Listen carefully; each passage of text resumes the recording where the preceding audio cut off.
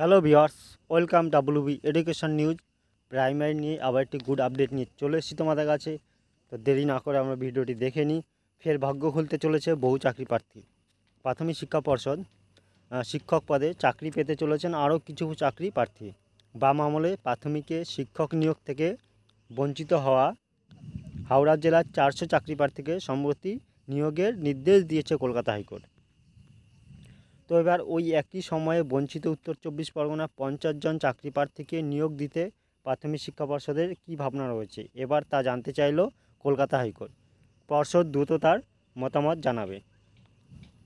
2009 সালের প্রাথমিক শিক্ষক নিয়োগ সংক্রান্ত এই মামলায় বিচারপতি রাজাশেখর মান্থার নির্দেশ, ওই প্যানেলের যোগ্য প্রার্থীদের বর্তমানে থাকা শূন্য পদে নিয়োগ দিতে হবে প্রাথমিক শিক্ষা পর্ষদকে। তবে নিয়োগের ক্ষেত্রে পর্ষদের কী ভাবনা আগামী 25 এপ্রিল তা আদালতে জানাতে হবে। মাঝে কেটে গিয়েছে 15টি বছর। 2009 সালের তৎকালীন বাম আমলে প্রাথমিকের নিয়োগের বিজ্ঞপ্তি প্রকাশ করা হয়। তার ভিত্তিতে 2010 সালের পরীক্ষা হয়। পরের এক বছরের মধ্যে বেশিরভাগ জেলায় নিয়োগ সম্পূর্ণ হয়ে গেলেও 4টি জেলার নিয়োগ হয়নি।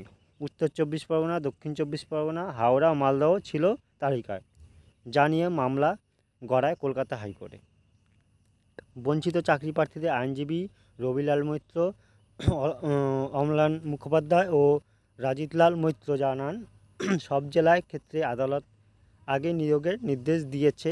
এবার উত্তর 24 পরগনার ক্ষেত্রেও বঞ্চিতদের নিয়োগ দিতে নির্দেশ দিয়েছে আদালত। তাদের দাবি, এই প্রার্থীরা যোগ্য হওয়া সত্ত্বেও বঞ্চিত হয়েছিল কেন।